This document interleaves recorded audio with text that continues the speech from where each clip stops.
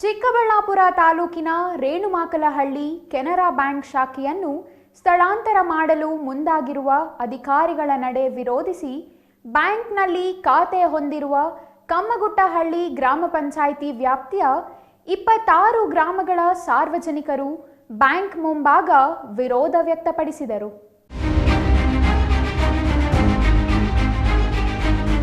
ಚಿಕ್ಕಬಳ್ಳಾಪುರ ತಾಲೂಕು ಮಂಡಿಕಲ್ ಹೋಬಳಿಯ ಕಮ್ಮಗುಟ್ಟಹಳ್ಳಿ ಗ್ರಾಮ ಪಂಚಾಯಿತಿ ವ್ಯಾಪ್ತಿಯ ರೇಣುಮಾಕಲಹಳ್ಳಿ ಶಾಖೆಯ ಮುಂಭಾಗ ಜಮಾಯಿಸಿ ಬ್ಯಾಂಕ್ ವ್ಯವಸ್ಥಾಪಕರಿಗೆ ಮನವಿ ಸಲ್ಲಿಸಿದ ನಂತರ ಚೊಕ್ಕನಹಳ್ಳಿ ಗ್ರಾಮದ ನರಸಿಂಹಪ್ಪ ಮಾತನಾಡಿ, ಗ್ರಾಮೀಣ ಭಾಗದಲ್ಲಿ ಸೇವೆ ಸಲ್ಲಿಸಲು ಮನಸ್ಸಿಲ್ಲದ ಸಿಬ್ಬಂದಿ ಮೇಲಾಧಿಕಾರಿಗಳಿಗೆ ತಪ್ಪು ಮಾಹಿತಿ ನೀಡಿ ಬ್ಯಾಂಕ್ ಸ್ಥಳಾಂತರಕ್ಕೆ ಸಂಚು ನಡೆಯುತ್ತಿದೆ ಎಂದು ಆರೋಪಿಸಿದರು.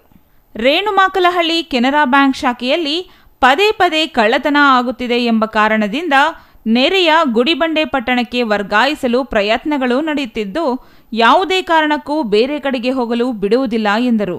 ಸುಮಾರು 26 ಗ್ರಾಮಗಳು, 5,000ಕ್ಕೂ ಹೆಚ್ಚು ಜನಸಂಖ್ಯೆ, 10 ಡೇರಿಗಳು ಹಾಗೂ 15 ಶಾಲೆಗಳಿದ್ದು, ಕೆನರಾ ಬ್ಯಾಂಕ್ ಶಾಖೆಯ ಈ ವ್ಯಾಪ್ತಿಯ ಜನರ ಆರ್ಥಿಕ ವ್ಯವಹಾರಕ್ಕೆ ಜೀವನಾಡಿಯಾಗಿತ್ತು.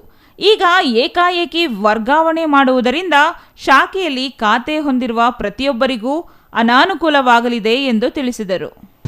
ಇವತ್ತು ರೇಣುಮಾಕಲಹಳ್ಳಿ ಬ್ಯಾಂಕ್ ಕೆನರಾ ಬ್ಯಾಂಕ್ ಸ್ಥಳಾಂತರ ಬಗ್ಗೆ ಇವತ್ತು ನಾವು ಇಲ್ಲಿ ಕಮ್ಮಗುಟ್ಟಹಳ್ಳಿ ಗ್ರಾಮ ಪಂಚಾಯತಿಯಲ್ಲಿ ಸುಮಾರು 33 ವರ್ಷಗಳಿಂದ ಇಲ್ಲೇ ಬ್ಯಾಂಕ್ ಯಜಮಾನರು ಹಣಕಾಸಿನ ವ್ಯವಹಾರ, ಇಲ್ಲಿ ಆರೋಗ್ಯ ಡೈರಿ, ಸ್ಕೂಲ್ ಮಕ್ಕಳು, ರೈತರು ಎಲ್ಲ ಹಣಕಾಸಿನ ವ್ಯವಹಾರಗಳಲ್ಲಿ ಇಲ್ಲೇ ಬ್ಯಾಂಕು ಅನುಕೂಲವಾಗಿದೆ.